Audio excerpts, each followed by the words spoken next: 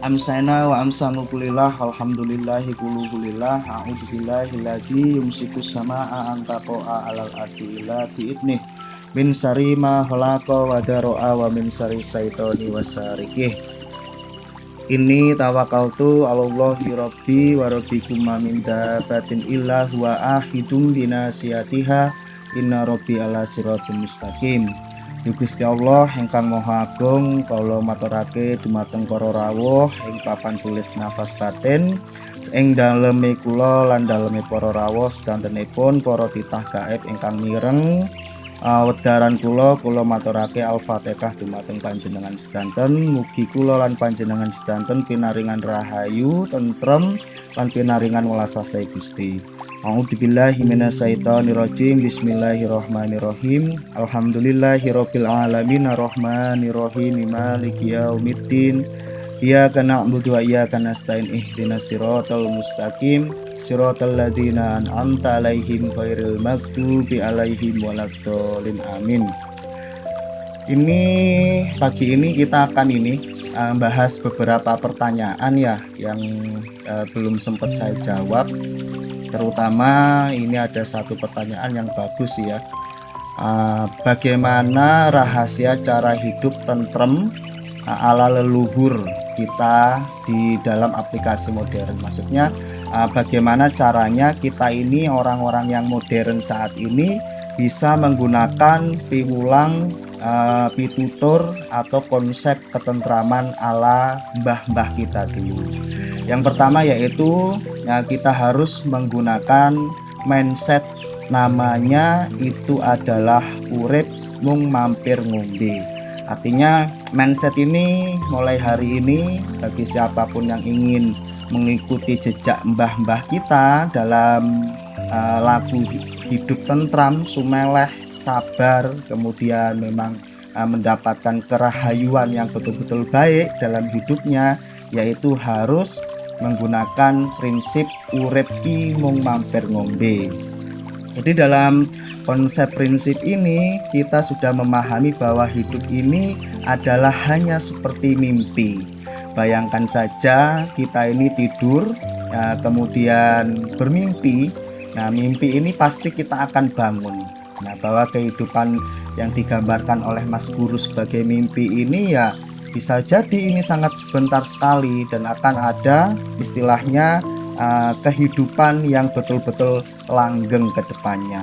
Jadi hidup yang digambarkan kembali sebagai kita cuman mampir ngombe ini hanya sebentar.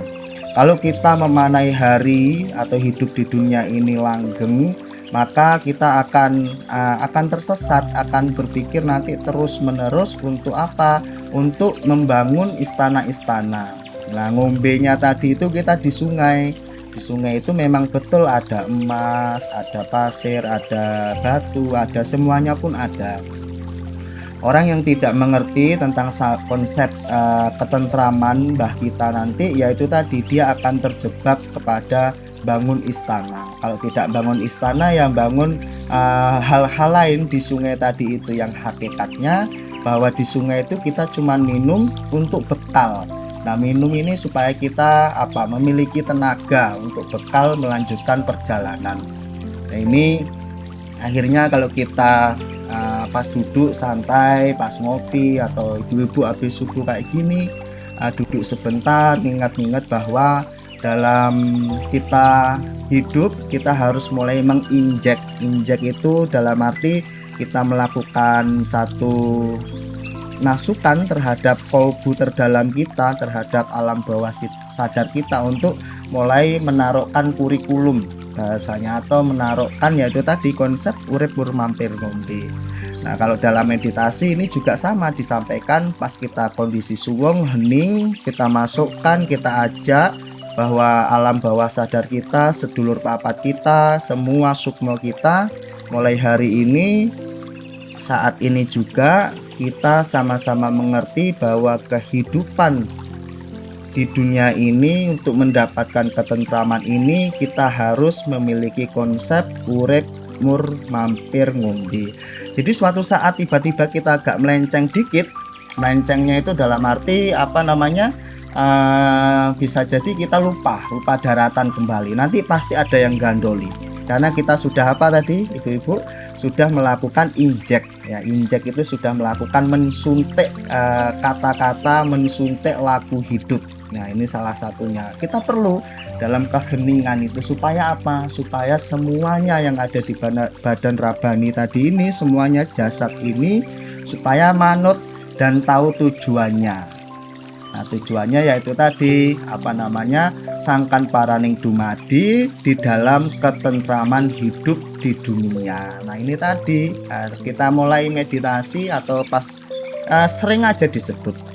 Kalau saya pribadi memang semuanya itu saya implementasikan ke meditasi. Kenapa ya? Meditasi itu sebagai ruang kita untuk menaruh, meriset, menambahkan, ya memperbaiki. Nah itu tadi, karena nanti hubungannya kita apa?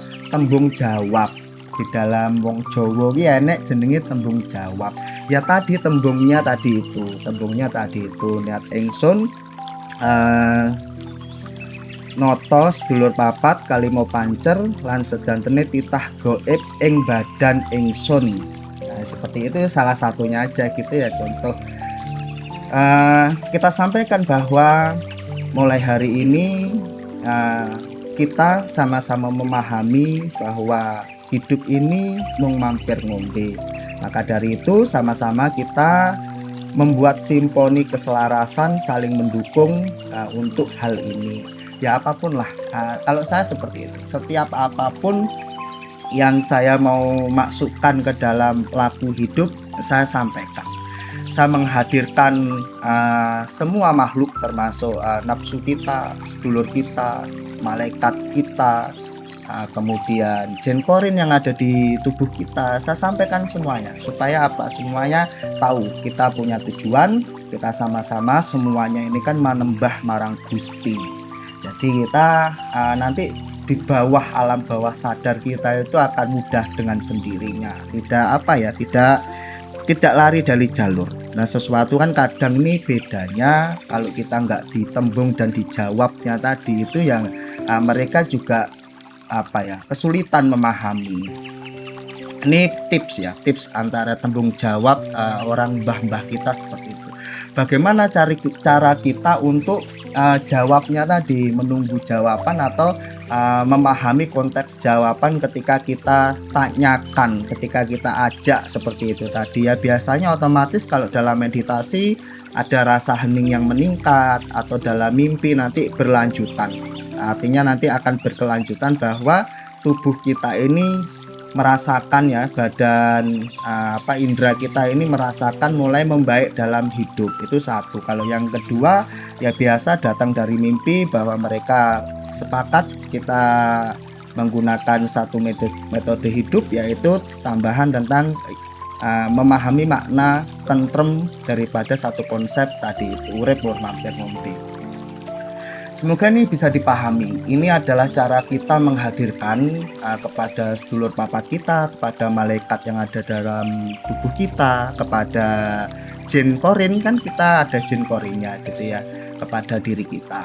Mulai hari ini sama-sama mari kita sampaikan. Mulai hari ini saya ingin semua yang ada di dalam badan saya, baik itu sedulur papat saya, jin korin, malaikat, dan semua titah gaib yang saya tidak tahu, sekarang saya mengajak kalian untuk mulai menerapkan konsep mindfulness, yaitu urip mung mampir ngombe, supaya saya pancermu dan semua yang ada dalam tubuh ini yang bersama aku saat ini itu bisa tentrem. Nah ini salah satunya. Yang kedua, praktek-praktek yang mbah kita ini jalankan itu ya, yang kedua ini sumeleh. Sumeleh itu pasrah aktif ya, bukan malas. Jadi bedanya itu kalau sumeleh itu pasrah tapi dia itu sudah ya aktif gitu, artinya ikhtiar juga. Setelah melakukan ikhtiar sudah cipto, kemudian rasa dan karyo. Setelah karyonya tadi itu selesai ya dia melakukan sumeleh, udah melakukan hal-hal yang maksimal ya.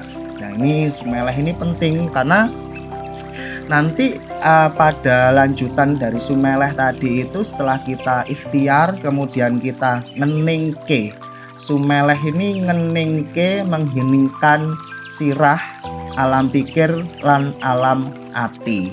Jadi hati dan pikir kita itu kita nengke. Nengke itu apa ya? Dalam bahasa ini ya kita betul-betul jernihkan. Jadi kita udah usaha, udah maksimal, kita jernihkan lagi.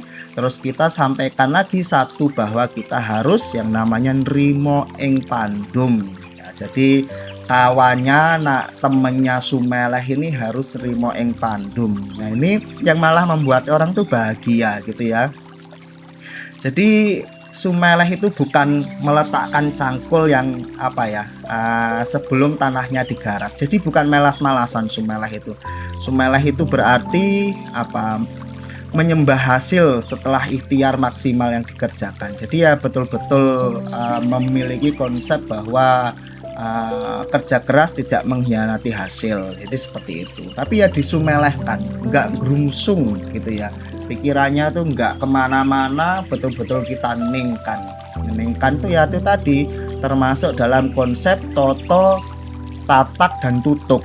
Nah, konsep toto inilah termasuk kita rentelan atau komponen-komponen dalam menata hidup ini ya tentramnya ini, konsep hidup tentrem ini ya, ini masuknya toto.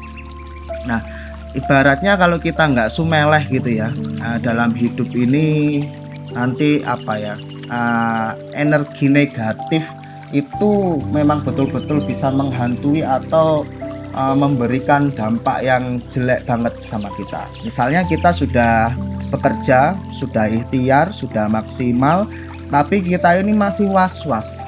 Nanti ada yang rezeki gak ya, ada rezeki gak ya gitu. Terus nanti berhasil gak ya, ini gak ya, ini gak ya. Jadi betul-betul masih dikuasai alam pikir was-was. Satu, kita menderita. Kedua, energi was-was tadi itu menjadi doa. Jadi akhirnya ya berantakan semuanya gitu kan. Satu ya memang orangnya seperti itu ya, hingga akhirnya tuh ya energi-energi yang masuk tuh ya jelek semuanya. Nah, ini makanya yang membuat nggak tentrem. Tentrem itu kan apa ya, sesuatu yang damai, yang indah, yang mengalir, ya ngeli aja gitu kan. Ngeli nanging ora keli. Jadi kita tuh ngeli, hanyut gitu ya, mengikuti tapi tidak tidak tenggelam ya, kita ngeli. Beda ya, ngeli itu bahasa Indonesianya susah loh. Nah, kalau hanyut CJ gitu ya, ngeli itu mengikuti arus tapi tidak terhanyut. Nah, ini tadi termasuk sumeleh kita bahas ini seperti itu ya. Maksimalkan supaya kita tentram. Nomor tiga itu wong selamat ya. Jadi artinya kita memahami bahwa makna selamat ini adalah gini, bejo-bejone wong kang lali, kasih bejo wong kang iling lan waspada. Jadi artinya selamat itu ada dua hal. Satu, selamat karena bejo. Kedua, selamat karena waspada. Nah, dua-duanya ini lebih baik kita selamatnya itu memang sudah mengantisipasi. Nah, jadi karena kita waspada, kalau orang itu eling selamat ya, mengingat konsep kata selamat yang utuh, maka ya betul-betul kita nanti akan ingat dengan iling lan waspada. Iling lan waspada ini benar-benar dalam sekali ya. Jadi bahkan kita ini diberikan satu wadah ya, di dalam alam bawah sadar kita dan di alam-alam yang lain itu, bahwa ketika kita hidupnya tentram, sudah kita praktekkan ilmu ketentraman ini, sudah kita praktekkan semedi, suwung, maka akan dikasih gambaran iling lan waspada itu berbentuk sanepo atau berbentuk impen atau berbentuk sasmito. Jadi sesuatu yang akan datang kepada kita, saking kita ya sudah sumeleh, sudah jernih, sudah tentram, maka kita akan diberitahu segalanya. Ya, ada yang untuk menjadi pengiling, untuk waspada, ada yang masih kita bisa ubah ya. Kalau pasrah itu cenderung ini apa namanya, menerima keadaan. Ya gitu aja, menerima pasrah dengan takdir gitu kan. Tapi kalau nrimo ing pandum, orang ini sudah betul-betul menerima ing pandumnya itu takdir jelek dan takdir baik. Nah, jadi sudah lebih apa ya, lebih bijak lagi daripada pasrah. Pasrah ini kita sudah berusaha keras, kemudian kita tidak apa namanya, tidak tahu akan hasilnya, kemudian kita bilang pasrah. Tapi kalau sudah nerimo ing pandum itu sudah betul-betul hasilnya tadi itu sudah kita rasakan, atau hasil itu sudah tiba. Jadi kira-kira seperti itu. Nah, yang perlu kita pelajari ya nerimo ing pandum tadi itu. Nerimo ing pandum itu ya kita memahami konteks takdir tadi. Namun orang ini ketika sudah menjalani laku-laku mbah-mbah kita ya, artinya kita sudah belajar konsep yang besarnya yaitu apa ya, kita ingat itu adalah sangkan paran yang dumadi.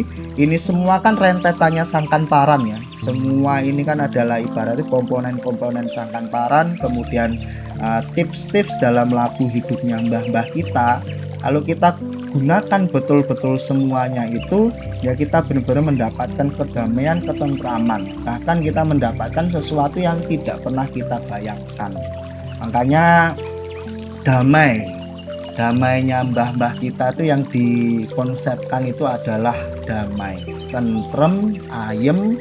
Nah kemudian apa, dalam menghadapi masalah atau konsep-konsep hidupnya itu memang merujuk kepada tidak pada kemelekatan. Orang ini tidak ketergantungan, kemelekatan, kemudian tidak memiliki obsesi-obsesi yang betul-betul membuat kita ini akan stuck sendiri. Nah, tapi kini ada dua hal yang unik dalam pada mbah-mbah kita. Mbah-mbah kita itu mempunyai dua konsep. Yang pertama konsep batiniah. Jadi beberapa konsep itu digunakan di batiniah. Jadi urusan misalnya yaitu manunggaling kaula lan Gusti. Itu sebagai konsep apa? Konsep batiniahnya. Bahwa Gusti itu lebih dekat dari urat nadi, Gusti itu ada di mana-mana, Gusti itu tan kena ngopo gitu. Jadi konsepnya tuh mirip dengan apa? Dengan kondisi sekarang pada zaman Kapitayan itu ya. Kemudian Gusti itu cedak tanpa senggolan, adoh tanpa jarak gitu ya. Bahwa Gusti Allah itu dekat tanpa kita bisa menyentuh, dan jauh tanpa jarak. Artinya betul-betul konseptual kebatiniahnya dan konsepnya hidupnya dalam menjalani hari-harinya itu luar biasa. Saya juga mempraktekkan beberapa hal daripada konsep yang utuh itu, merasakan damai ya.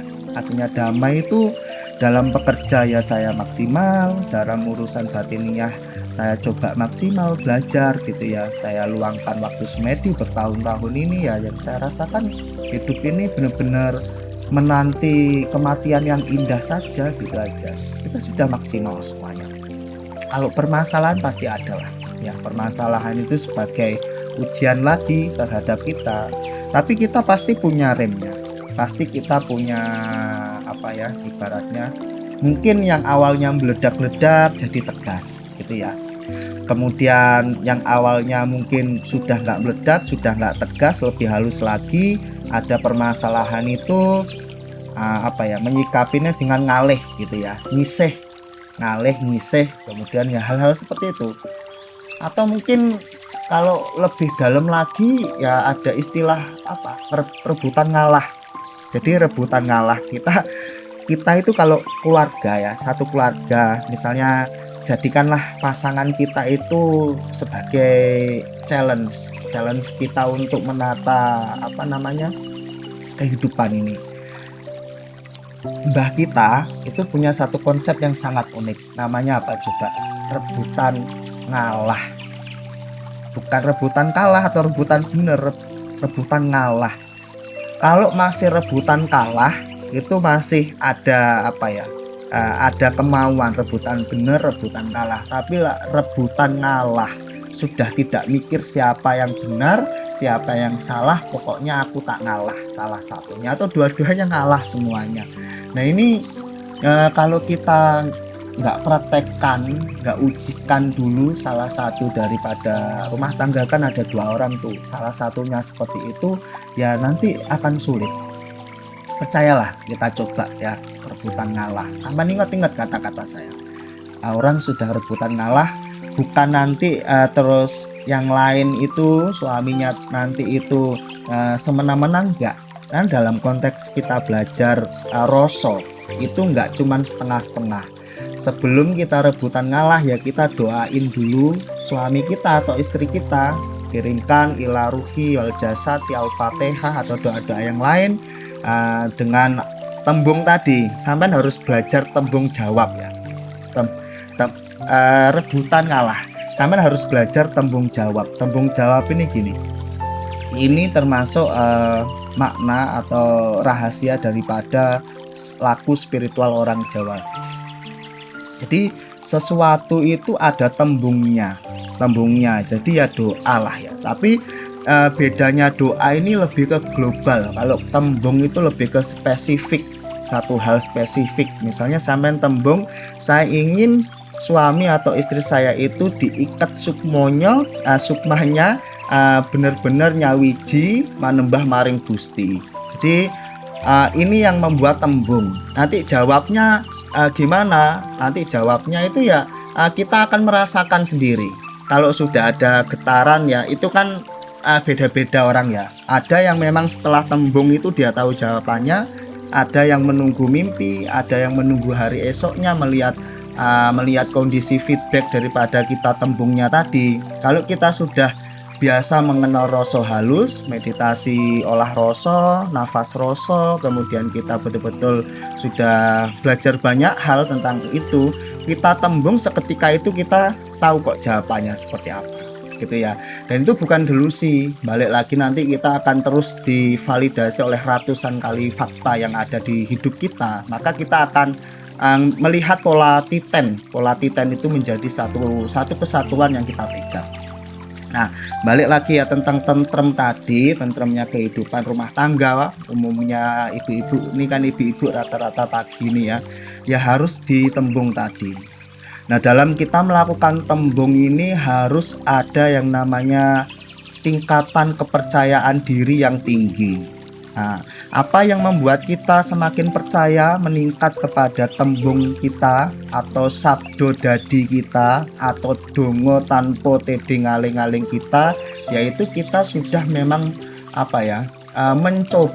mencoba mendekat dengan cara ya apapun kepada Sang Yang Tunggal kita, kepada Gusti kita ya, Sang Yang Toyo, Gusti Allah kita itu betul-betul kita sudah belajar mendekat, kita sudah belajar merasakan kehadiratnya lewat laku kita sehari-hari. Kalau sudah itu maka tembung kita itu akan mendapatkan jawabannya seketika. Ya enggak seketika ya besoknya atau ya pas mimpinya. Nah, kira-kira seperti itu.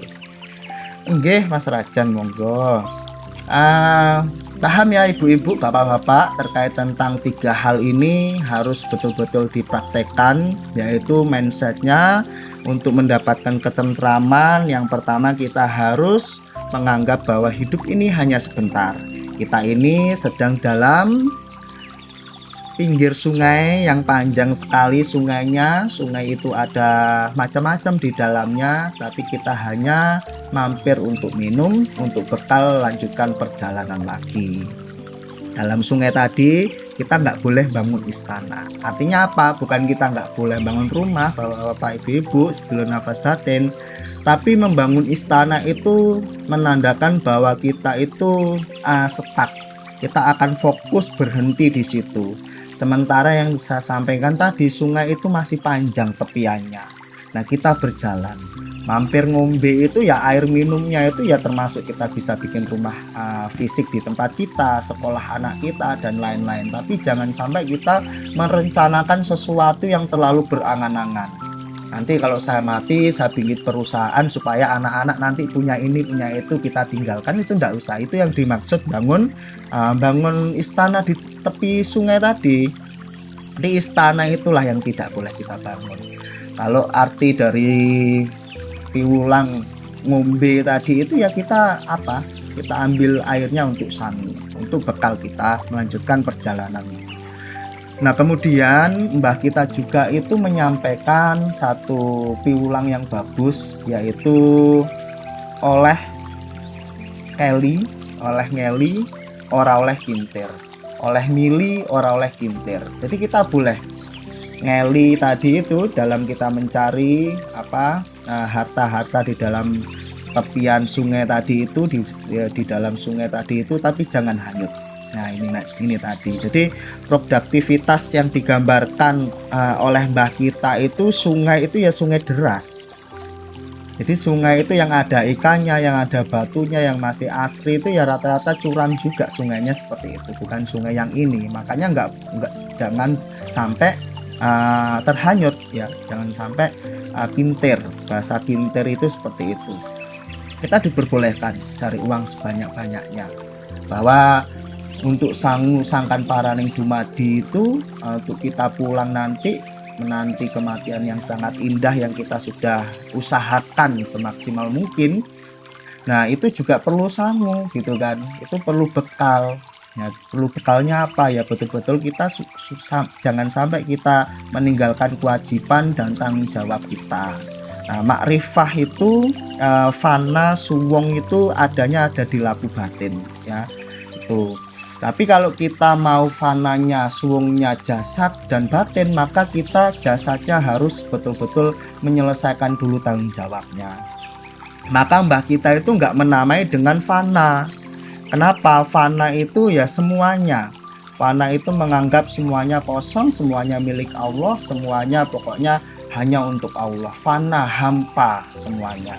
Tapi mbah kita itu menamakan namanya suwung. Suwung itu apa? Suwung itu laku batin. Suwung itu kehampaan. Dalam kehampaan itulah Tuhan ada. Tuhan bisa kita rasakan dalam kehampaan tersebut. Makanya praktek Nusantara, praktek mbah-mbah kita ini lebih mudah gitu ya.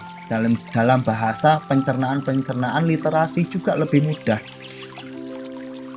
Kalau suwung dengan hening bedanya ya, kalau hening itu kan ning ya. Hening itu kita masih di dalam puncak satu keramaian pasar, kemudian setelah ke pasar itu kita duduk di dalam ruangan yang sepi, itulah masih hening. Kalau suwung itu ya kita anggaplah satu level lagi, mana apa yang lebih sepi daripada kamar itu gua. Di dalam gua itulah betul-betul kita atau mimbar, mi'raj gitu ya, apalah kayak di ini kondisinya gua lah kalau orang Jawa itu. Jadi setelah kita dalam kondisi hening, kita masuk lagi kepada suwung tadi. Suwung itu kalau digambarkan dari pasar kita ke rumah, kita sudah tidak mendapatkan keramaian hiruk pikuk pasar di rumah, di kamar kita, itu masuk ke hening. Nanti lagi kalau kita sudah masuk di gua tanpa siapapun dan menyatu dengan alam semesta, ada kelelawar, ada ular, ada apapun dalam gua tadi, nah itulah yang namanya suwung. Suwung itu kita sudah yakin di atas hening, yakin tidak takut apa-apa, betul-betul kita pulang, sukmo kita pulang kepada Gusti Allah, itulah suwung. Kalau hening ya kurang lebih seperti itu. Ya mirip hampa, mungkin ampang sama hening itu mirip ya. Saya kurang paham kalau bahasa itu. Tapi kalau suwung itu sudah istilahnya ya rogo sukmo, rogonya diulah untuk diem, sukmonya itu ya betul-betul merasakan pulang. Kalau dalam bahasa yang lain itu benar-benar mi'raj. Makanya suwung itu dekat dengan namanya jagat ageng. Kalau udah meditasi suwung itu ya meditasi, kalau sampainya suwung saya nggak tahu jagat agengnya level berapa, tapi ya sudah yang dilihat di sekitarnya itu ya betul-betul semesta. Semesta itu ada apa? Ada bintang, ada malaikat, ada wali, ada apa ya, ada kehidupan alam lain betul-betul. Atau merasakan benar-benar keheningan yang mendalam, semuanya seperti es, kemudian kedamaian. napas sudah tidak berasa nafas, kemudian kejernihan gitu ya, tambah kita seperti itu juga ya, mungkin levelnya suwung juga. Terkait level-level sampai ke alam-alam mana ya, mungkin masing-masing sesuai dengan amanah yang dikasih gitu aja, bonus yang dikasih sama Gustinya. Makanya kalau kita ngomong hening ya seperti itu, tingkatannya memang suwung itu sudah bukan, hening itu masih ya dari pasar ke kamar gitulah ya. Kita sudah tidak dapat keramaian pasar, transaksi pun udah hilang semuanya, tawar menawar sudah hilang, tapi ya kita masih di kamar. Di kamar itu apa? Di dalam diri kita. Kalau sudah suwung tadi itu tingkatannya ya kita memang betul-betul nyawiji. Makanya manunggaling kaulo Gusti dalam pola meditasi itu ya nyawiji tadi itu. Kalau sudah nyawiji ya sudah betul-betul ini. Tapi dalam praktek manunggaling kaulo Gusti via melalui meditasi itu juga banyak banyak yang harus dicek gitu, yang harus dicek. Artinya nanti kita akan mengetahui dulu nih, ini suwung atau ini jin gitu kan, atau ini apa, itu kan ada bimbingannya kayak gitu. Kok sampai suwung tadi nih,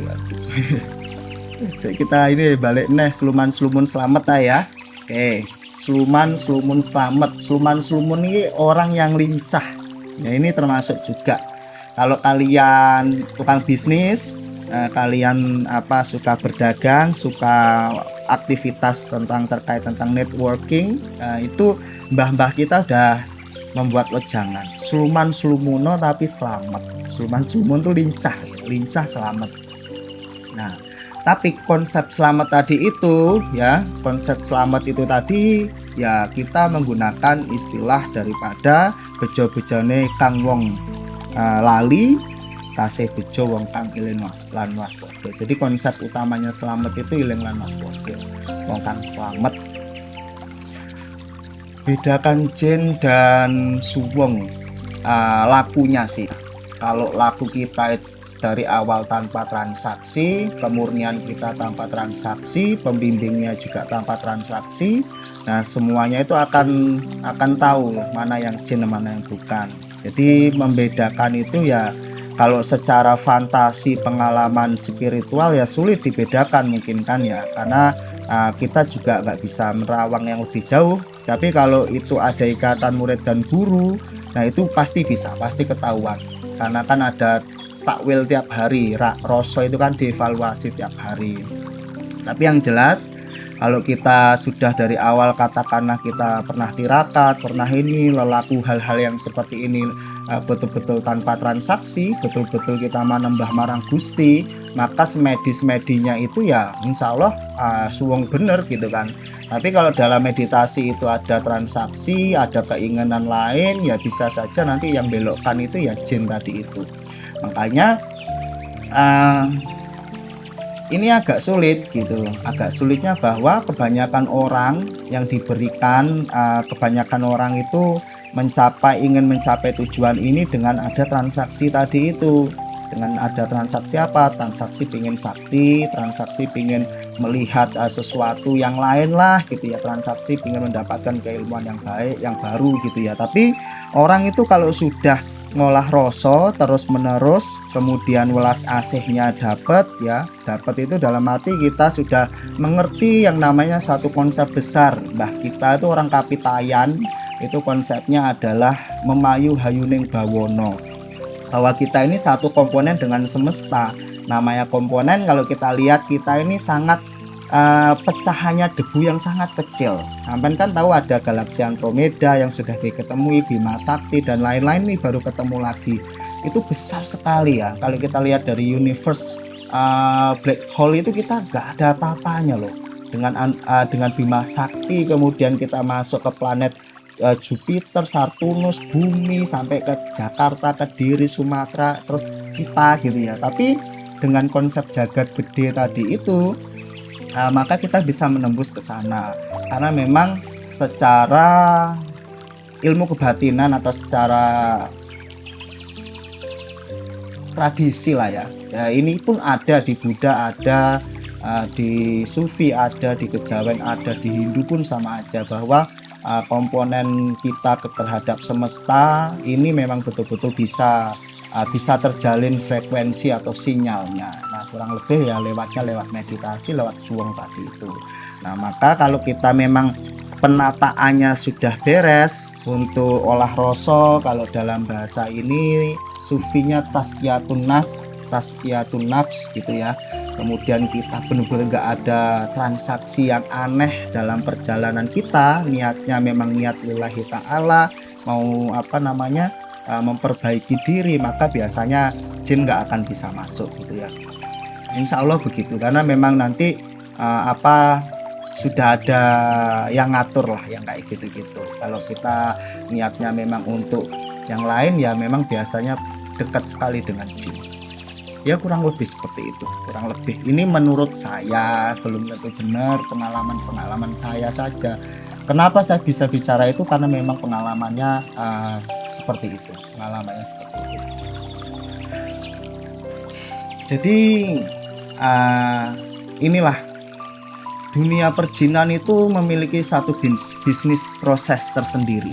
Jadi termasuk ya kemarin saya ke Segoro Kidul, tepatnya Ibu Ratu, kemudian ada Nyi Roro Kidul, ada dua sosok di sana itu.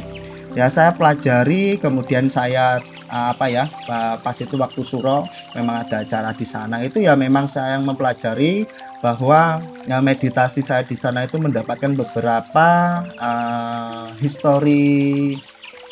historical konsepnya sana itu seperti apa ya. Ternyata memang dalam satu kerajaan jin itu bisnisnya, ibaratnya salah satu bisnisnya itu yaitu termasuk pesugihan gitu ya, termasuk orang-orang yang minta tolong dalam jalur jelek, dalam jalur kiri, kemudian orang-orang yang datang untuk ya macam-macam.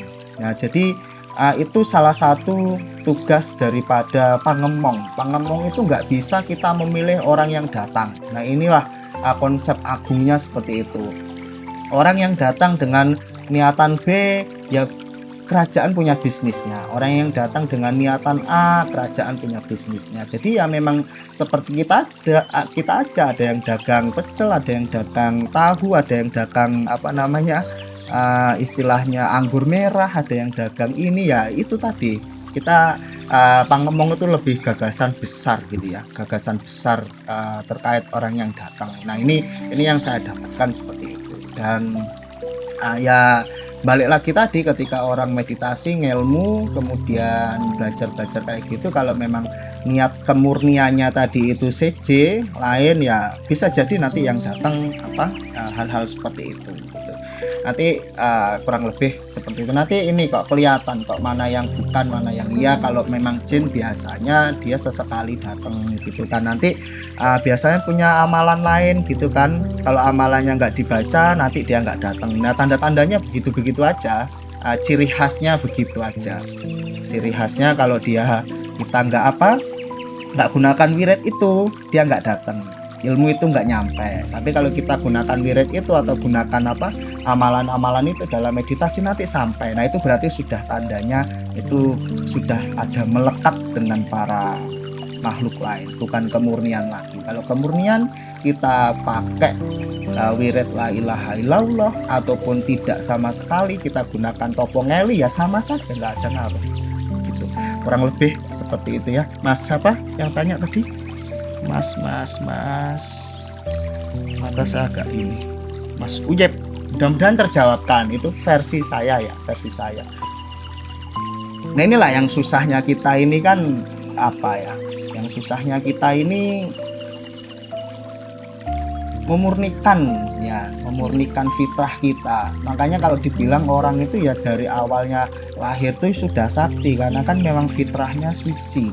Fitrahnya itu tiupan bagian dari rohnya Gusti kan Gusti Allah punya roh, atau roh itu makhluknya Gusti, bagian dari Gustinya kemudian diberikan ya kita inilah salah satunya gitu ya. Jadi memang kita ya kalau kita balik lagi ke laku-laku murni ya hal yang biasa saja gitu, nggak kaget kalau orang diberi kelebihan. Jadi tantangannya itu ya seperti itu, tapi nggak akan menjadi tantangan sebetulnya ya Kalau kita niatnya memang cari tentrem, niatnya memang pemurnian, maka ya kita tidak memiliki apa-apa transaksi apa-apa. Dan yang paling mudah untuk melakukan itu perempuan. Ya, yang mudah melakukan pemurnian itu perempuan. Kalau laki-laki ya kadang ya ada juga, tapi lebih mudah. Yang saya riset murid-murid saya itu perempuan malah. Karena apa, perjalanan spiritualnya, rohaninya itu lebih cepat gitu ya, saya lihat tuh. Ya, lumayan lah lebih cepat dengan kondisi masing-masing, warnanya masing-masing, fase yang dilewati beda setiap murid. Oke, Mbak siapa nih? Mbak Ita Ane. Cara gagalin orang cari pesugihan. Cara gagalin ya nggak bisa digagalin, karena itu kan sudah bisnis kontraknya masing-masing. Tapi kalau sudah ada yang jadi tumbal, sudah memang tumbalnya tuh mengarah ke nyawa, hanya satu ilmu yang bisa untuk menyelesaikan itu. Namanya ilmu welas asih. Orang yang harus menyelesaikan itu bukan orang yang suka merangi jin, yang suka menghina jin, yang suka jadi musuhnya jin, yang suka jadi menunggang jin, tapi yang orang betul-betul punya laku welas asih kepada semesta, yang suka tanpa minta apapun sering mendoakan kepada jin, kepada danyangan, kepada semua makhluk Gusti Allah. Nanti kalau orang itu yang minta tolong, insya Allah masih ada kesempatan untuk putus kontrak tumbalnya, karena ya memang ini. Tapi orang yang punya ilmu itu biasanya nggak mau ikut-ikutan, kecuali memang sudah ditakdirkan untuk apa ya, untuk ngobati tadi. Kalau transaksi antar jin ya nggak bisa, ya cuman satu itu saja, karena ya lebih keras lagi daripada BRI ya, lebih keras lagi. Kalau cara gagalin ya nggak apa-apa. Kalau mau cari pesugihan ya hidup tadi cuman sebentar, janganlah gitu kan. Karena gini, tak ceritain ya, ada alam itu alam gentayangan ya, satu alam itu namanya alam gentayangan. Alam gentayangan itu demi Allah ya, ini saya demi Allah nih, siapa yang tadi tanya tuh, itu alamnya orang yang bunuh diri, alamnya orang yang kecelakaannya tragis, alamnya orang yang jadi tumbalnya itu belasak, biasanya ke laut, tapi ini benar-benar nggak jelas jadi tumbalnya. Kemudian alamnya orang yang lahirnya keguguran, digugurne, alam orang yang mati nggak kerumat, itu ada.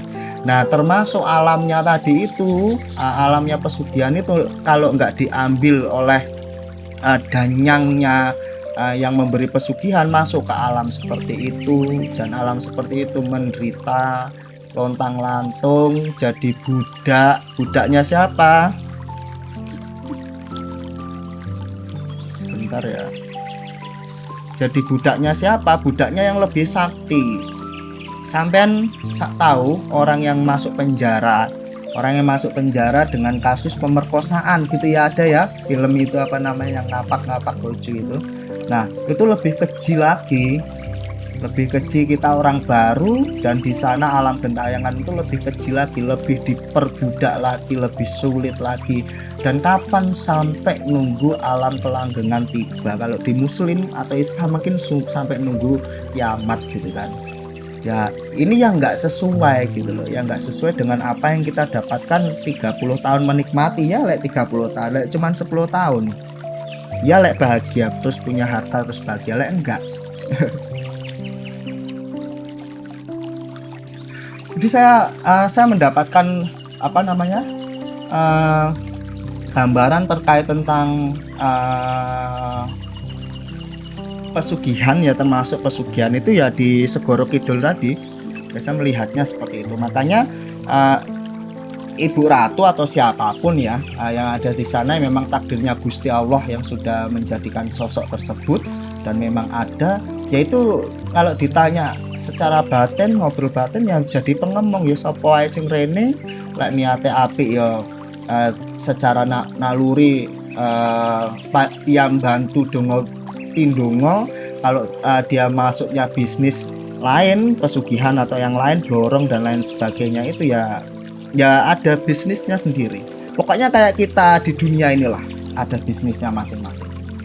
Jadi kalau datang mintanya doa baik ya Ibu Ratu atau siapapun jin yang betul-betul bijak ya minta balik kepada Gusti Allah gitu kan.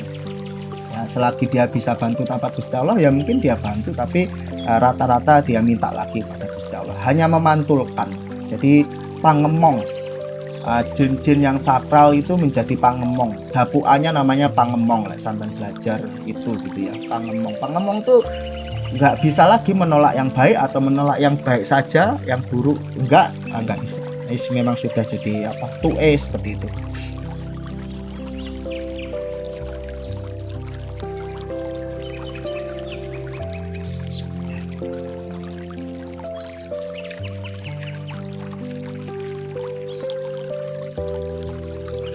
Kalau Gusti Allah itu apa?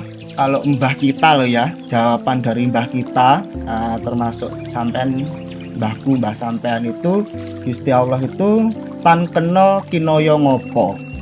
Jadi Gusti Allah itu nggak bisa digambarkan dengan apapun bentuknya. Tapi ya dengan suwung tadi itu kita mendapatkan keyakinan, kita mendapatkan kemistikan kehadirannya. Balik lagi nanti mungkin balik ke lakunya masing-masing. Misalnya ya saya nggak tahu seperti apa kondisinya setelah orang itu bisa di kondisi suwung itu, ya rata-rata weruh sadurunge winarah. Nah itu apakah itu Tuhan, Gusti Allah, ya tergantung keyakinan kita. Maksudnya apakah itu memang bonus dari Gusti Allah, tapi kalau keyakinan kita ya seperti itu, Gusti Allah seperti itu. Tan kena kinoyo ngopo, kalau dalam Islamnya apa ya, ya tidak bisa digambarkan, mewujud tidak bisa digambarkan. Saya Islamnya nggak paham ininya, tapi seperti itu kalau dijawab. Apakah Gusti Allah ada, ya keyakinan masing-masing. Kalau saya meyakini ada gitu ya, makanya kita sampaikan bahwa itulah Gusti, keyakinan yang hakiki. Lek versi mbah kita, kalau saya ikut mbah saya gitu, jadi ya kurang lebih gitu-gitu aja. Ikut nafas batin melihat, enggak juga, nafas batin enggak untuk melihat itu. Nafas batin itu apa ya, laku budi luhur. Jadi bagaimana kita ini belajar welas asih gitu ya, bagaimana kita ini hidup tadi itu materinya tentrem. Apa konsep-konsep tentrem, yaitu mbah kita itu ada 3 minimal. Yang pertama harus menganggap bahwa kehidupan ini dalam sangkan paraning dumadi itu mung mampir ngombe. Setelah mampir ngombe kita ada satu hal lagi, apa itu sumeleh. Yang ketiga yaitu adalah setelah sumeleh kita harus selamat. Nah selamat itu kita gunakan ya bejo-bejone wong kang selamat, tasik bejo wong kang iling lan waspada. Berarti daripada selamat tadi itu gagasan utamanya itu suruh iling lan waspada, ya kurang-kurang seperti itu.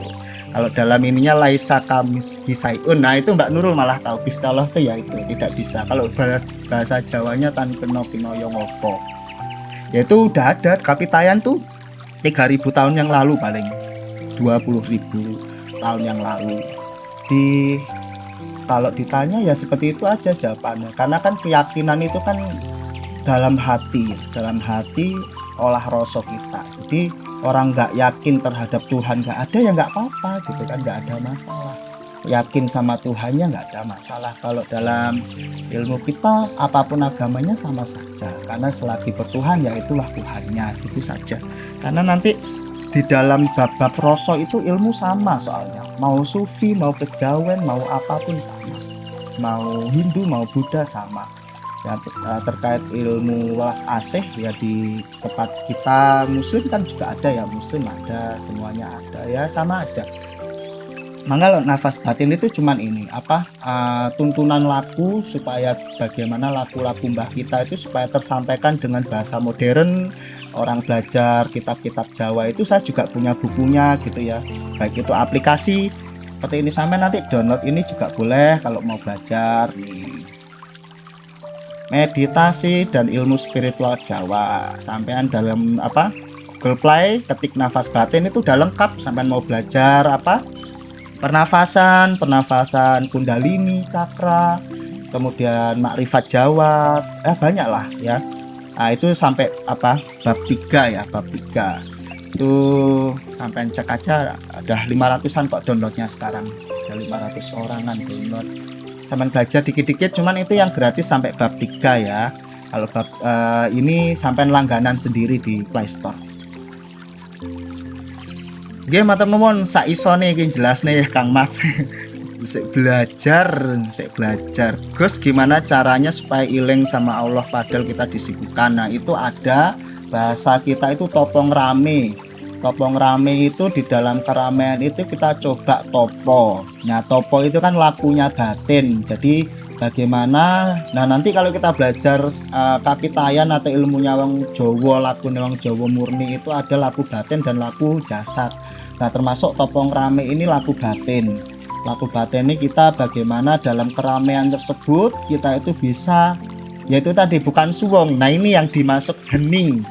Tadi siapa tanya hening. Nah, hening itu di sini itu di topong rame tadi. Lek suwung ya gak iso kerja. Hening itu tetap fokus. Caranya apa topong rame? Implementasi setelah topong rame, kalau sampean ya sadar nafas atau zikir nafas. Dalam topong rame ini sampean ileng napas sampean ya. Dalam kesibukan sampean inget toh kalau sampean bernapas itu sudah topong rame. Nah, kalau mau didalemi lagi dari napas tadi ilingan gustine. Nah, itu corone lek nganu tuk-tukane gatuk-gatukane seperti itu. Cara fokus, gimana cara fokus? Fokus itu ada beberapa metode. Fokusnya fokus apa dulu? Kalau cuman fokus dalam kerjaan atau meditasi sama. Kalau kita bisa fokus ke meditasi, biasanya fokus ke kerjaan juga sama. Jadi fokus itu ada dua hal. Yang pertama kita gambarkan sebagaimana kita angon bebek. Bebeknya itu ada 4 minimal atau 100. Nah, ini tergantung pekerjaan kita. Kalau ngikuti dari angon sedulur nepsu kita itu ada 4, ya kita harus memastikan on track pada jalannya pulang kemana. Nah, ke sana ya betul-betul gusah kanan gusah kiri ngepasnya yang lurus gitu sampai pulang. Nah, itu terus fokus itu dilatih. Kedua, setelah kita bisa memfokuskan melatih itu bisa sampai pada rumah tadi yang disebut suwung titiknya, maka yang kedua ada namanya, kalau tadi topo manunggaling kaulo Gusti, yang satunya adalah topo ngeli. Kalau topo ngeli itu bebek yang 4 itu dibiarin saja dia bisa pulang atau enggak. Apakah dia pencar enggak pulang-pulang ataukah dia langsung menuju ke rumahnya suwung tadi. Nah, itu latihan. Makanya bahasa meditasi itu yaitu tadi rogo sukmo, itu ya pengolahan rogo dan sukmo tadi. Itu rogonya dibelajari mati sak jroning urip, gimana dia dimatikan saat kita hidup ya, secara hakikat fisiknya itu juga seperti itu ya. Bagaimana dia menjadi es saat kita meditasi, betul-betul jadi mayat. Kemudian bagaimana sukmo ini betul-betul bisa pulang. Kalau itu disebut meditasi penyatuan ya sekalian seperti itu.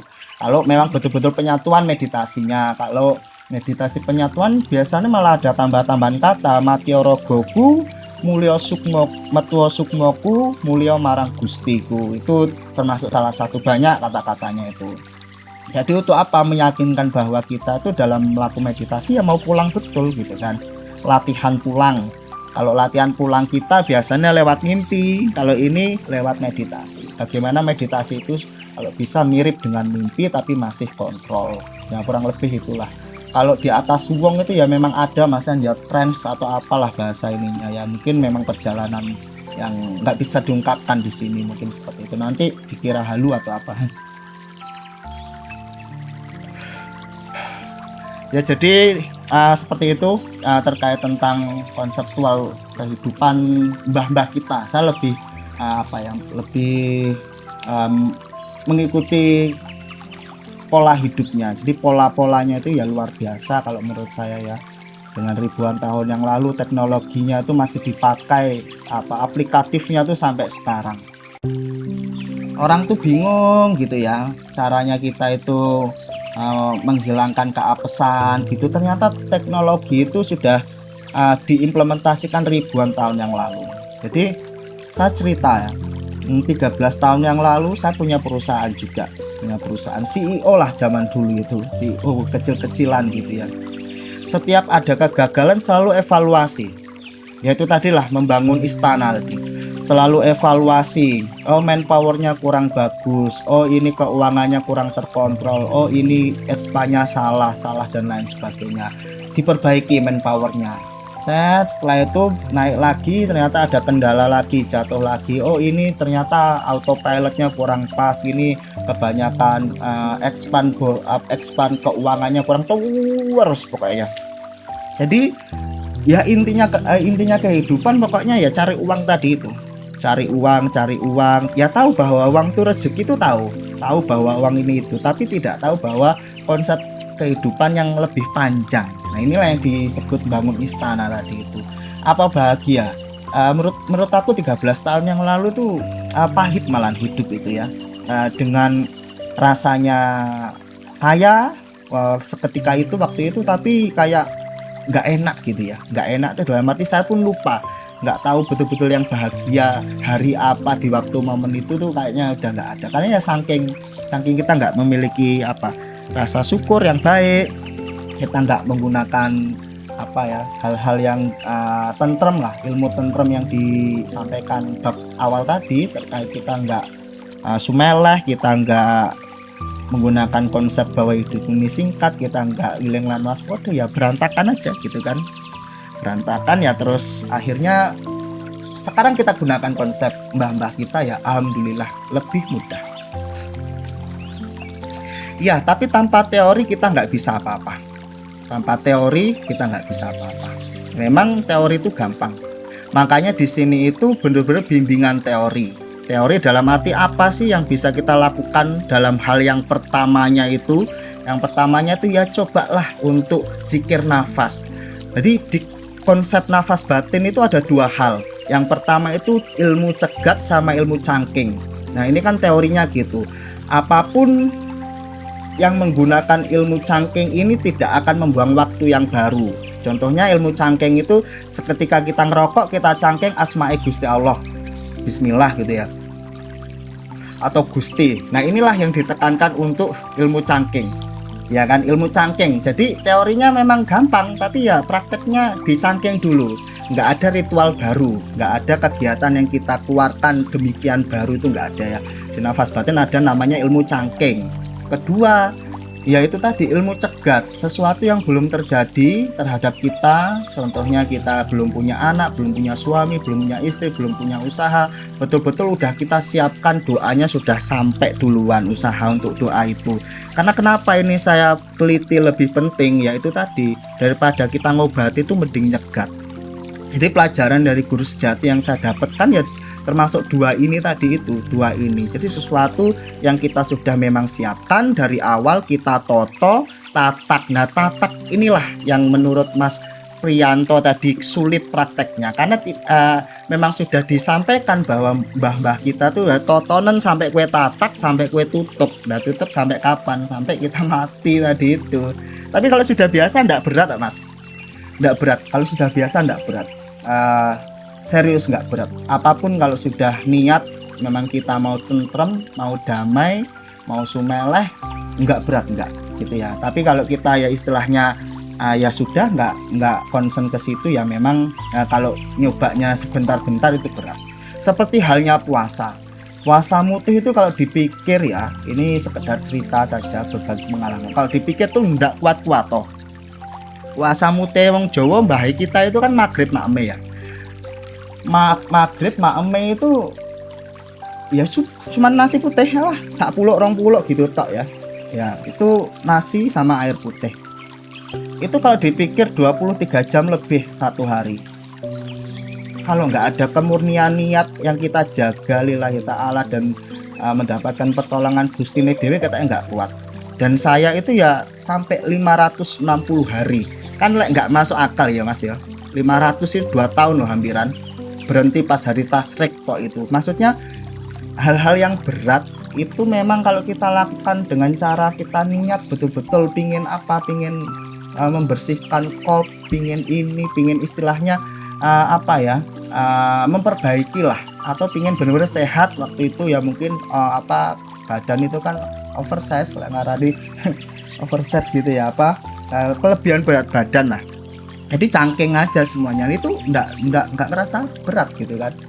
Dan bahkan kalau sekarang rasain lapar itu malah seneng, nunggu lapar tuh kalingan seneng banget, rasanya enak gitu. Jadi ada sesuatu yang kita push melampaui batas normal itu bisa kok nggak jadi berat ya, tergantung kita. Mudah-mudahan ini ya mudah-mudahan dimengerti, dan ini hanya teori, nggak semuanya memang mudah, tapi mudah-mudahan saya bicara ini saya mempraktekkan.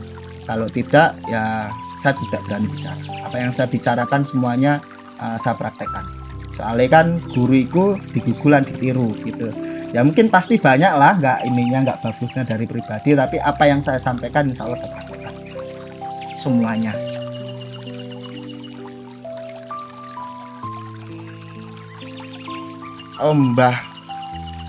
Mbahku itu mbah itu waktu kecil sudah meninggal, Mas Lumajang, Bougainville Lumajang. Jadi saya itu enggak ketemu mbah di waktu dewasa. Jadi ketemunya ya cuman lewat mimpi. Kalau suruh puasa ya puasa gitu aja. Hingga akhirnya mbah saya itu menyerahkan pada guru sejati gitu ya. Artinya perjalanan fase semuanya lah. Jadi bukan privilege, enggak. Nah, ada orang ini memang lewat seperti itu, ada lewat guru fisik gitu ya. Ada yang memang semesta yang mengajarinya ya, macam-macam.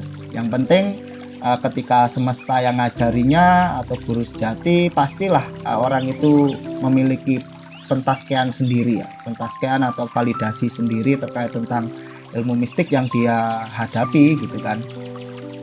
Jadi gandengan orang itu kalau sudah ngerjakan namanya ilmu laku yang saya sebut tadi, itu gandengannya ya halus.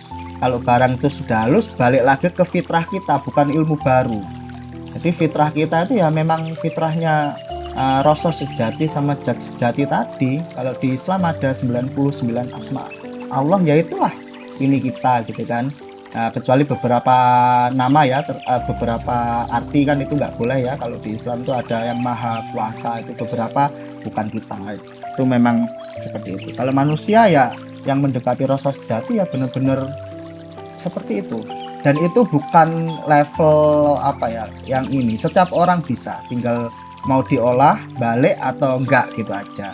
Saking keruhnya kolbu ini kan membuat kita petul gitu kan. Kalau kita ini landep, sampai baca bismillah itu hati bener-bener dingin kayak di es gitu aja. Kalau bener-bener ngerasain bismillahnya itu yakin, hakul yakin memang sudah yang kita sampaikan itu pernah memang kita menjalankan laku suwung, laku betul-betul ini nanti sampai ke fisik mainnya, itu sampai betul-betul ke fisik. Jadi ya memang percikannya Mas, kita ini kan percikannya Sang Maha Kuasa. Jadi wajar kalau kita aslinya orangnya tentrem, damai ya, ampuh gitu kan ya, hal wajar. Bonusnya kan ampuh, mandi, itu wajar. Makanya dalam ilmu Nusantara ada namanya tapak olas asih gitu ya. Tangan kita itu bisa buat nyembuhin, ini kita bisa buat nyembuhin, karena ya memang keyakinan kita akan kun fayakun, keyakinan kita akan roso, dan keyakinan kita atas 100 ribuan bukti fakta yang kita sudah lalui. Nah itu kan ini ya perjalanan toh lah kayak gitu kan. Jadi kita kan nggak bisa memvonis atau klaim mutlak pun enggak, tapi kan kita sendiri yang tahu gitu kan. Dan orang-orang yang di fase itu ya menganggap hal yang biasa saja, alat saja. Kita pun tahu sadurunge winarah mau ngapain. Ya ini contoh ya. Saya mengajak panjenengan melihat mistik itu bukan sesuatu yang wow sehingga sampai nanti terkagum-kagum. Ini tidak. Dan menjalankan mistik itu cukup sampai laku sumeleh, laku wong Jawa, laku resik ati, itu pun sama juga. Karena balik lagi, kalau kolbu itu sudah bersih, basiroh ya dalam Islam itu, kalau kita itu ya rosonya sudah betul-betul resik, atine manai resik, maka ya otomatis cahaya yang bersih tadi sailmune sekalian itu masuk sesuai levelnya. Jadi orang Kayak misalnya kita mimpi, oh hal yang kecil aja, besok kucing mau lahiran dan besoknya lahiran gitu ya, padahal kita nggak tahu tuh kucing kalau hamil saking gemuknya tuh kayak kucing saya. Tapi apakah kita bisa mengubah takdir? Kan ya tidak. Artinya kalau kucing itu sudah bingung, kita sudah mimpi tadi, oh lahiran itu siapkan ini ya, cuman seperti itu aja, nggak ada yang lebih.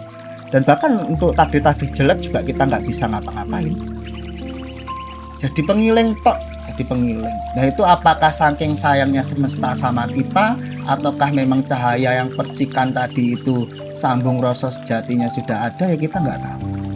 Karena ada dua unsur, bisa jadi orang itu kalau melakukan perjalanan laku welas asih, wong sampai air aja didoain, semua semesta sak jin sak isine didoain, apakah mereka itu doa mereka, usaha mereka rebutan nulung kita, kan kita nggak tahu. Kalau sampai takdir kita tahu duluan, nah itu dari mana kita kan nggak tahu. Tapi yang jelas ya dari Gusti Allah, perantaranya siapa kita nggak tahu. Tapi dan kita nggak akan mikir fokus ke situ lah, kita nggak pernah minta itu kok, hanya untuk menjadi alat saja. Alat apa ya? Alat untuk perjalanan pulang tok itu aja. Misalnya apa ya, ya nggak jadi apa-apa gitu, kecuali kita mau berbisnis ini ya, konsultan kayak gitu-gitu ya tergantung orangnya lah. Saya nggak ini kok sampai kok kene komennya gara-gara jawab komen iki mau. Saya ganti topik.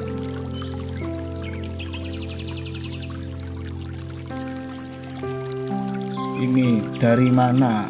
Dari ini, dari Kediri.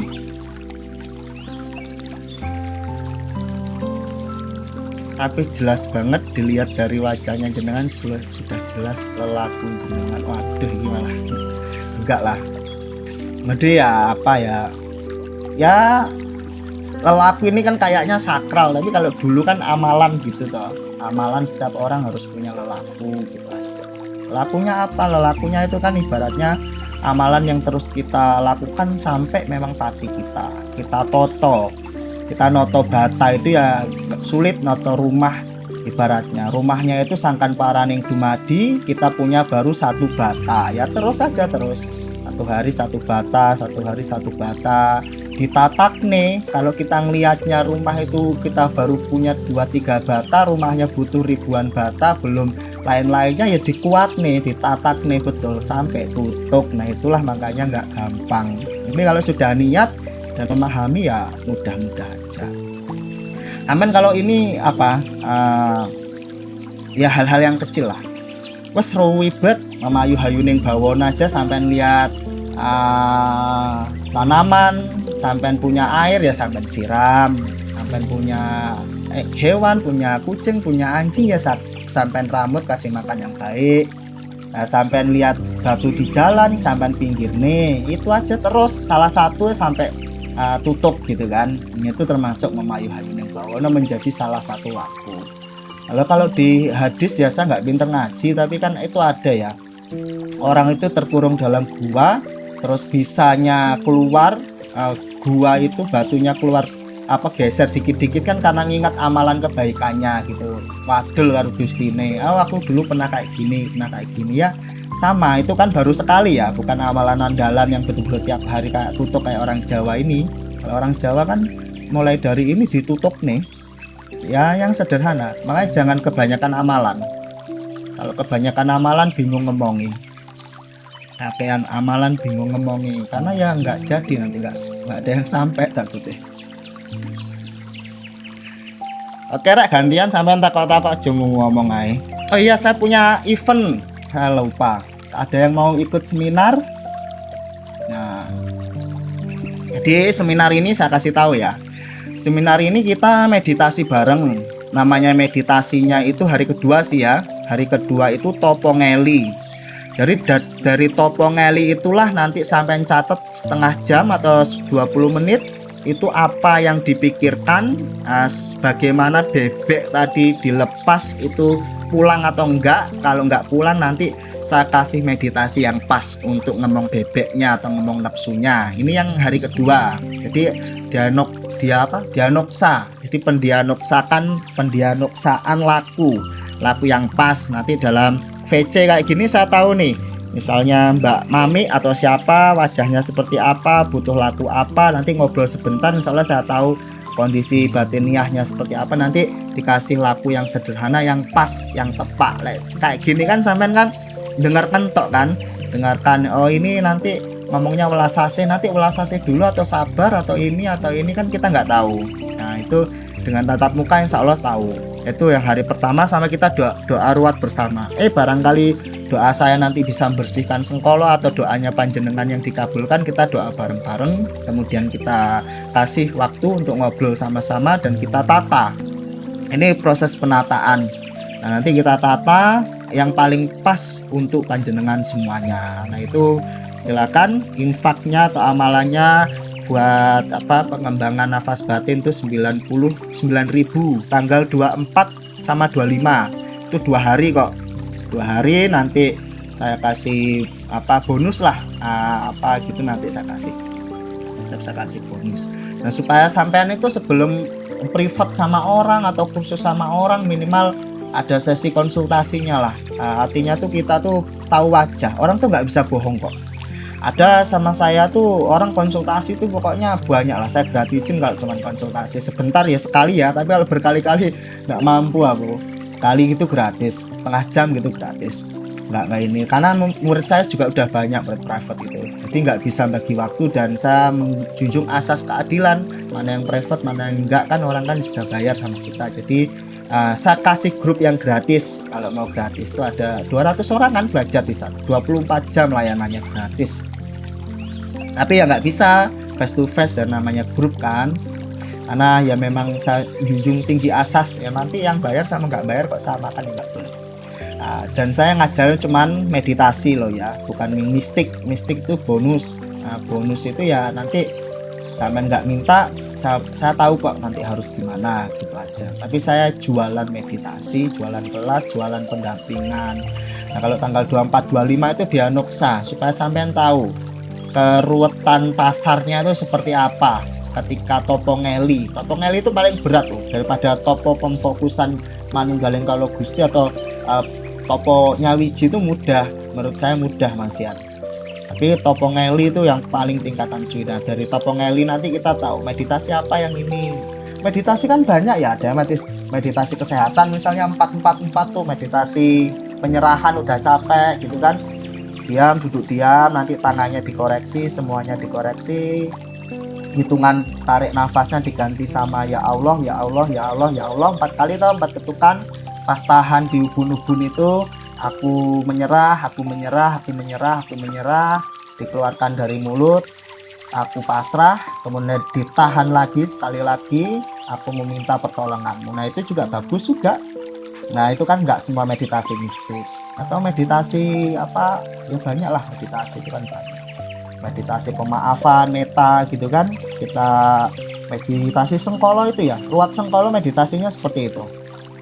Kita ingat semua, kita bayangin, konsentrasi terhadap kejadian-kejadian yang kita melakukan kesalahan, kita nipu orang, bohongin orang, kita bertikai, kita ingat orangnya siapa, kemudian kita minta maaf secara batin, kita maafkan diri kita yang sudah melakukan kesalahan, kita minta maaf sama Gusti kita, kemudian kita doakan bersama. Yaudah kalau orang Jawa selesai, besoknya selamatan gitu toh. Online kak, online ya kak, online ya monggo. Nanti waktunya sampai selesai, misalnya 2 jam kurang ya dilanjut sampai selesai, sampai semuanya kebagian. Nanti yang capek, yang sudah mau istirahat. Kita mulai jam 8 ya, bisa sampai jam 12 kalau pesertanya banyak. Nomor WA nih dia. Oh ini nih ada nomor WA, sebentar tutup ya.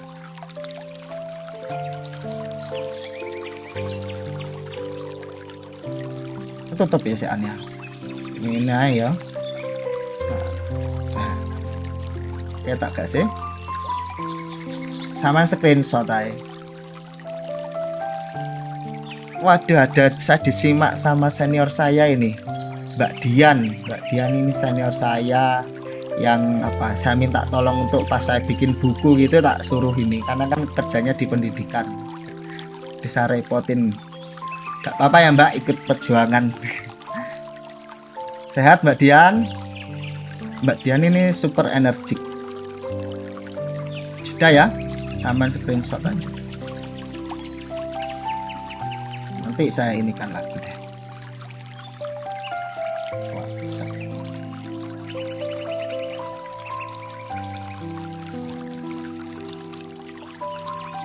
Ya DM aja kalau enggak nanti. Ini sebatang lagi, istirahat ya.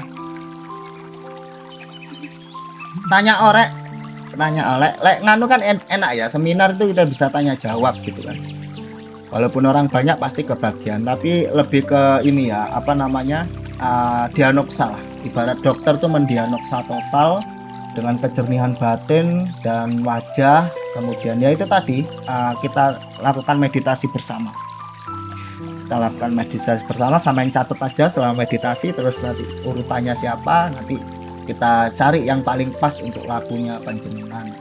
Laku yang paling pas, kadang orang tuh lakunya beda-beda loh. Ada yang ulas asih dulu, ada yang sadar nafas dulu, ada yang zikir nafas, ada yang memayu-hayuning bawono dulu, ada yang istilahnya pakai dupa dulu, pakai kemenyan dulu, ya terserah apapun.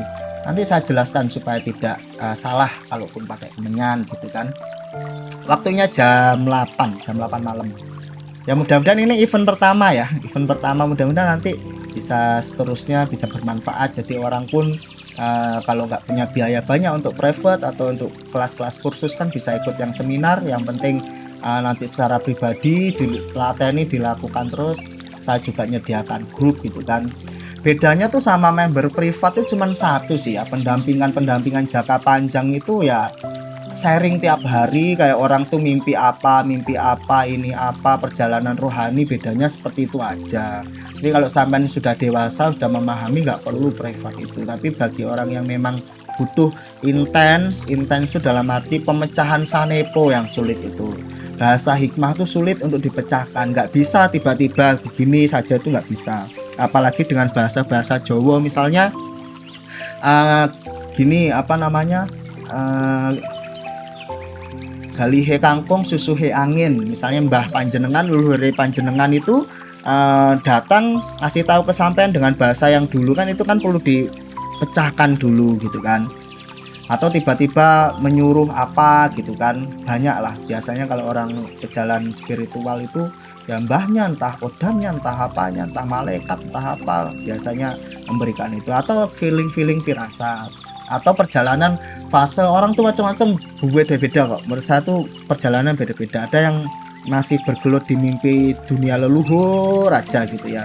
Ada yang dunianya sudah apa namanya, minarah gitu ya, walaupun nggak semuanya, tapi beberapa mimpi dalam sebulan tuh kejadian gitu kan. Nanti kan macam-macam gitu. Ada yang datang dengan luka batin gitu, belajar berapa ya, 4 bulan 3 bulan gitu sudah betul-betul sehat dan malah berkembang bisnisnya, ya macam-macam gitu, macam-macam orang, nggak sama. Ada yang belajar apa, rasa mendalam gitu juga ada, belajar ilmu kliniknya gitu, tapi saya ngajarinya nggak kliniknya ya, lebih ke rasa sejati gitu, ngarahinnya ya ngarahin yang saya tahu, karena kalau klinik yang lain saya nggak tahu. Kalau untuk rasa insya Allah saya tahu. Alamat ini Sumber Tapan Kediri, Joho Wates, Sumber Tapan Kediri Joho Wates, sama WA tak share loh. Ini sudah ya jam 7, saya dari jam 5 tadi. Saya kasih pertanyaan, tak nyumat rokok. Gini, meditasi nih seru nih kalau pertanyaan meditasi.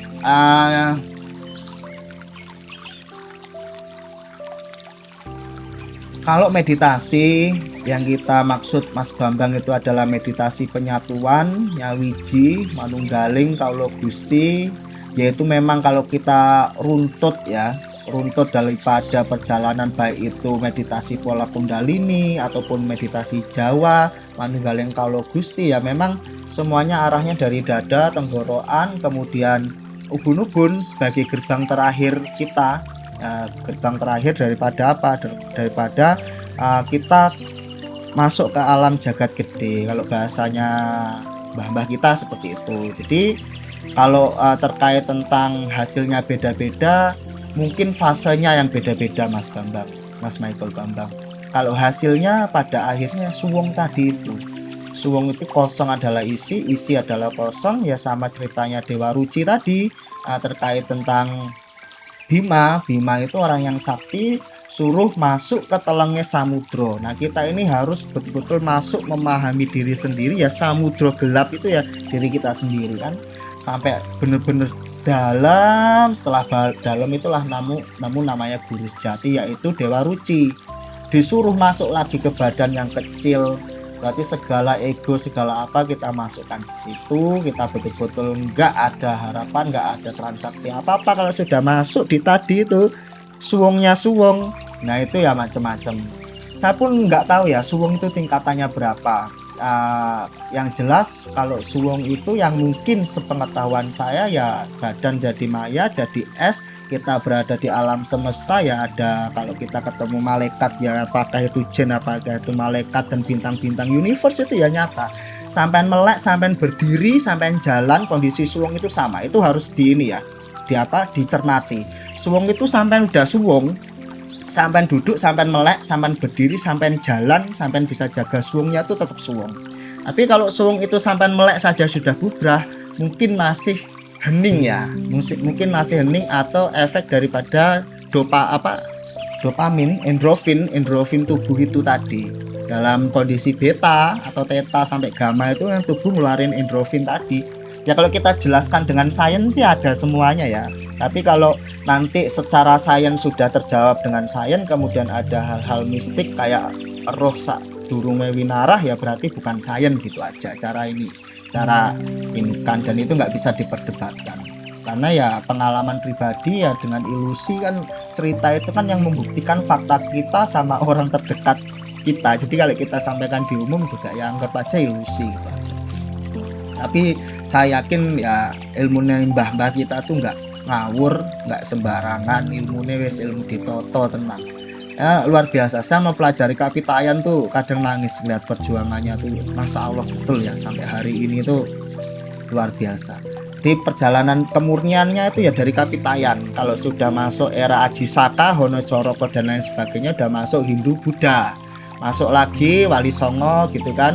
Nah, kemudian Mataraman itu ya masuk sinkretisme agama. Tapi kalau yang murni ya situ, yang betul-betul itu. Dan itu sulitnya nggak ada pembukuan gitu ya. Jadi ya istilahnya betul-betul sedikit yang kita tahu ya, akhirnya dijadikan laku tadi itu. Cuman yang cocok dengan muslim ya itu tadi, Gusti itu kan kena pinoyo ngopo kayak gitu ya, sama kan, nggak bisa digambarkan hal kayak gitu ya. Piulang-piulangnya, wedar-wedarnya luar biasa. Kita nggak perlu ke psikolog modern atau mempelajari bahasa-bahasa yang sulit. Bahasa mbah-mbah kita tuh wes jos, betul-betul jos pokoknya.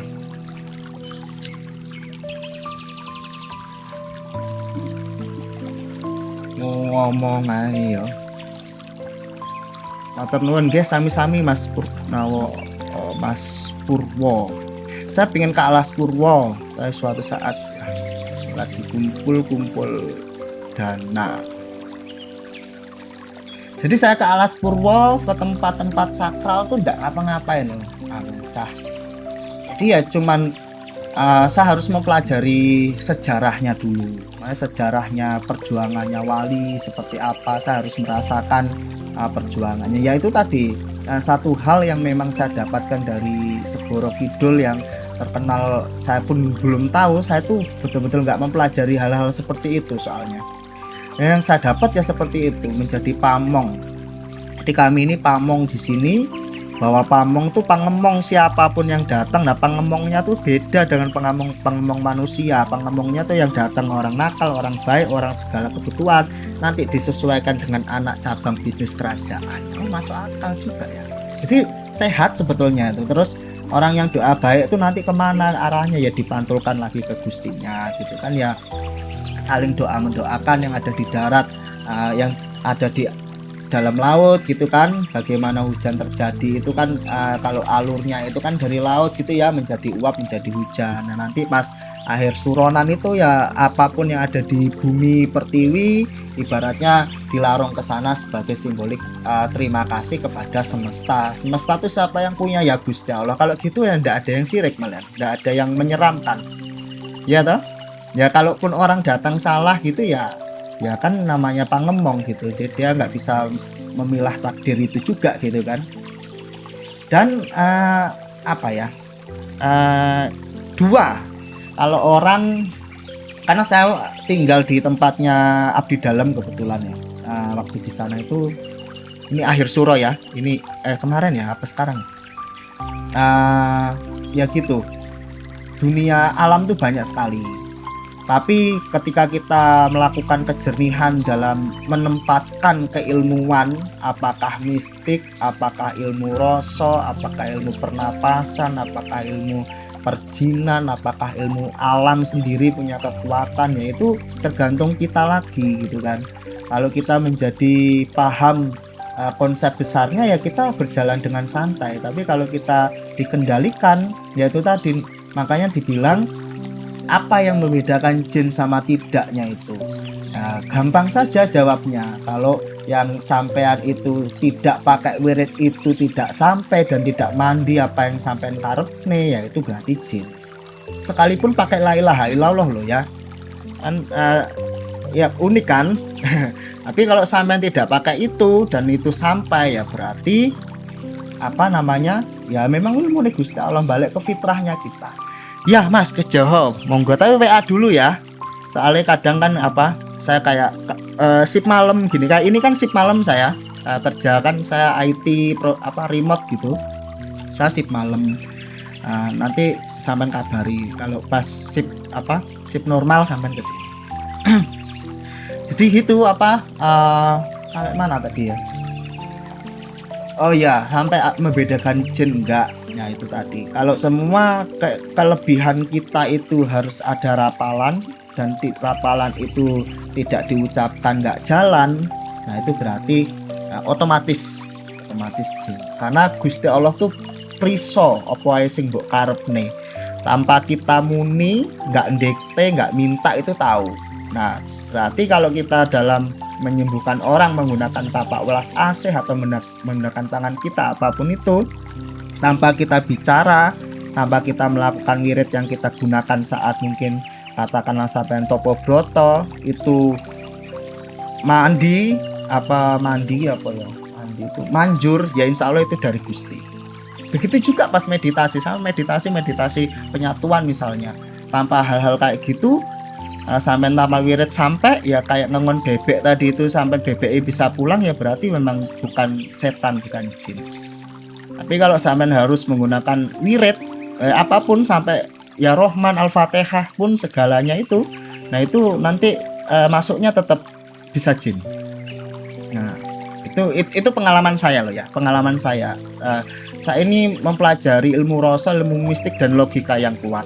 Jadi semua itu tidak serta-merta, semua itu tidak tidak asal bunyi juga tidak. Dan saya sudah mempraktekkan apa yang saya sampaikan, saya praktekkan. Di awalnya juga bingung ya. Saya tuh punya pengalaman, misalnya melihat kondisi orang lain gitu ya. Awal-awal kalau melihat percintaan itu yang saya anggap ya ilmunya Mbah Semar gitu kan. Ya saya tembung aja sama Mbah Semar gitu. Ya tembus gitu. Suatu saat saya mikir lagi, kalau saya kayak gini jaluk tolong Gusti Allah ya izin gitu kan ya. Saya sampai perjalanan panjang lah untuk bab itu aja ya. Wes aku njaluk tolong Mbah Semar ae gitu kan. Minta pantulane ilmune Mbah Semar saja. Ya tembus, tapi suatu saat mikir lagi, kalau saya nggak pakai itu gimana gitu kan, dan nggak pakai Allah juga, nggak minta sama Allah dan nggak minta sama ini, saya murni dari kekuatan diri, mau coba dilihat, oh tembus juga, oh berarti sebenarnya bukan itu. Nah itulah yang perjalanan yang makanya saya bisa sampaikan hal-hal kayak gitu, dan ratusan fakta-fakta yang saya pelajari juga gitu kan. hingga akhirnya kan saya bikin buku tuh 400 berapa ya Mbak Dian, 420 halaman itu kan itu membahas itu termasuk. Jadi ada yang dari budaya ya sampai, ada yang dari jin ya sampai, ada yang pakai pantulan ya sampai, ada yang pantulan tuh ya macam-macam, pantulan para wali, para yai, para malaikat gitu kan, atau jin Islam ya sampai, ada yang murni budaya lewat simbolik semesta ya sampai, ada yang tanpa minta apapun ke siapapun ya sampai. Kalau orang sudah confidence-nya sudah tingkat tinggi, sudah nggak minta sama gustinya, karena dia merasa karena gusti sudah sedekat tanpa jarak, dia batin gitu aja. Nah ini sebenarnya nggak boleh dijelaskan, tapi ya memang keilmuan harus dijelaskan secara utuh gitu ya. Tapi ini tahapan terakhir, makanya saya kadang selalu singgung tentang confident tadi itu. Seberapa kamu confident, seberapa kamu percaya diri, tapi percaya dirinya itu, setiap kepercayaan diri itu harus ada hal yang mensupport kita untuk percaya diri. Komponen-komponen yang membuat kita percaya diri itu apa? Nah itu kan harus berjalan seimbang. Kediri Jawa Timur. Aman WA. Enggak, mana WA. Tapi janjian loh ya kalau kesini, soalnya saya kerja malam udah beberapa hari. Nah, kelihatan kayak gitu. Oh ini kerjanya IT, jadi ini belum tidur, nanti tidurnya jam 12 setelah zuhur, asar bangun. Sip malam saya ada update aplikasi juga, ada kerjaan. Kalau aplikasi nafas batin itu saya bikin sendiri. Kalau kerjaan saya punya kerjaan. Nah ini sampean kalau mau belajar gratis ya untuk bab 1 sampai bab 3 dan semua jenis pernapasan, sampean fokus 2-3 bulan tanpa harus beli bab lainnya, itu udah cukup juga. Bab 1 sampai bab 3 juga sudah cukup. Tapi ya bener-bener dimaknani, diisi jurnalis sampean. Situ kan ada jurnal, paham makrifat enggak, paham ini, pokoknya jurnalnya lengkap gitu sampean isi. Besok lagi pemahaman jurnalnya sampean isi ya. Sama kita belajar tuh kalau modern tuh enak ada kayak gini-gini gitu ya. Kalau zaman saya belajar tuh enggak ada, sulit gitu ya. Makanya nih saya berusaha memberikan edukasi, pembelajaran spiritual edukator modern itu yang gampang gitu. Sampai kalau untuk belajar kayak gini ya minimal ke apa sekarang ya ke jadi neng abdi dalam kono yang punya misalnya serat-serat itu ngikut itu dulu, kemudian atau yang ngikut perguruan ya sekarang banyak komunitas itu kapitayan ini itu. Dan kadang bab keilmuan juga nggak dibuka lebar, sampean ikutlah torekoh apapun gitu. Lek nggak sampean gurune mursidnya sampean yakin sampean sudah betul-betul melampaui lakon kang becik, hal-hal pernapasan, hal-hal mistik nggak dibuka. Kalau saya ya silakan gitu kan, karena saya nggak jual itu, saya jualnya meditasi. Kalau sampean ngelakoni, dan itu pun saya yakinnya gini, sampean ilmu yang saya sampaikan terkait mistik saya sampaikan tanpa tedeng ngaleng-ngaleng, tanpa hijab apapun. Tapi kalau sampean nggak ngelakoni laku yang tumindak tumrap yang bagus daripada lakune mbah-mbah kita, ya kayaknya selegence. Apalagi niatnya sudah cari itu. Makanya saya kasih bonus itu dalam arti saya menyampaikan bonus. Tonton niat engko lek bonus saya teko dhewe. Nah, bonus itu yang sudah terjadi kepada murid-murid juga. Enggak cuman saya, ya murid dan umumnya manusia. Sudah tentram, ayem, rezeki lancar, roh dalan mulih, terus bisa manfaat kangge wong ya kan, terus iling lan waspada, roh feeling yang kuat, ya hidup kayak bebek pulang, betul-betul kayak bebek itu loh. Makanya saya gambarkan bebek itu dalam ontologi teori yang saya sampaikan tuh betul itu. Nah, kadang guru sejati itu memberikan gambaran-gambaran yang seperti itu, ngajarin kita dalam feeling, dalam mimpi, dalam ilmu hikmahnya seperti itu. Kalau kita bahas bab ini dengan teori buku, saya ini belajar pakai GPT gitu ya, tambah mumet malah tambah buing, ngapalinya tuh nggak bisa.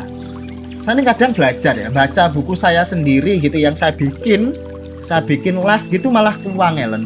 Nah makanya memang nggak bisa hal-hal kayak gini itu ya memang harus by pengalaman sih ngomong itu. Saya sudah belajar makanya saya kan nggak terbiasa pinter ngomong gitu loh aslinya itu. Tapi saya coba belajar pakai Gemini, pakai GPT, pakai buku saya sendiri. Saya ini nggak bisa malah sambil baca sambil live itu nggak bisa.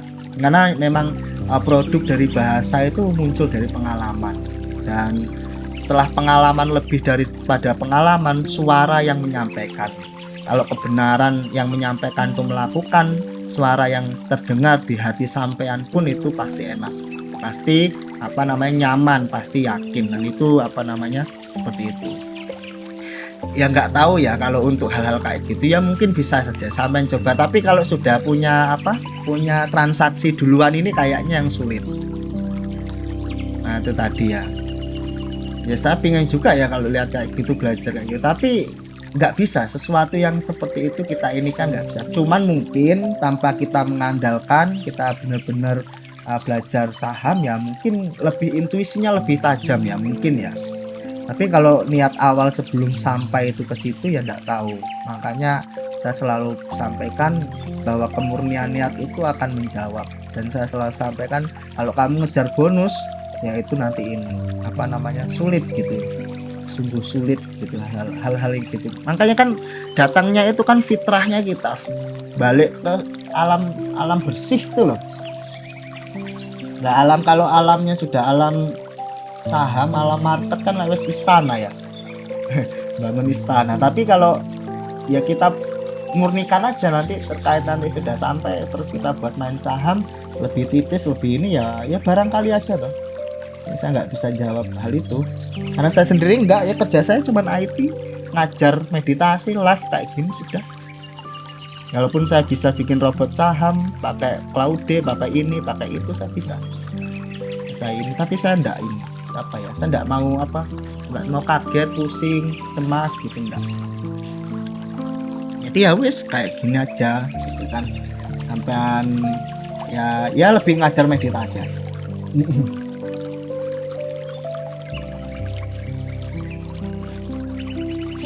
Ya ini cari uang saya gitu yang saya bisa aja buka pengasihan, buka pelet, buka ini, tapi enggak mau. Kayak enggak sampai gitu loh, kayaknya tuh kayak enggak tekan. Walaupun mungkin ya kayak misalnya istri saya gitu ya maunya ndang cepet cari duit gitu kan. Namanya perempuan. Cuman saya sudah lah, yang penting dia maunya apa dibeliin wis meneng ngono wis ada tenang. Kalau pribadi kita laki-laki itu enggak butuh yang kayak gitu-gitu. Perempuan tuh butuhnya kamera bagus gitu lah wes, jajannya tercukupi gitu. Kadang kan istri saya tuh sering lihat TikTok kayak Mami Kanjeng siapa gitu-gitu yang spiritual yang gitu 700.000 gitu kan ya.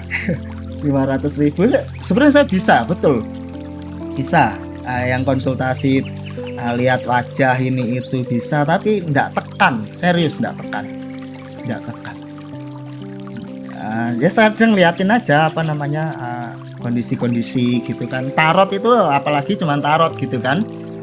Tarot itu enggak pasal pakai tarot malah anak kayak gitu-gitu. Tapi harap live ngomongin kayak gitu terus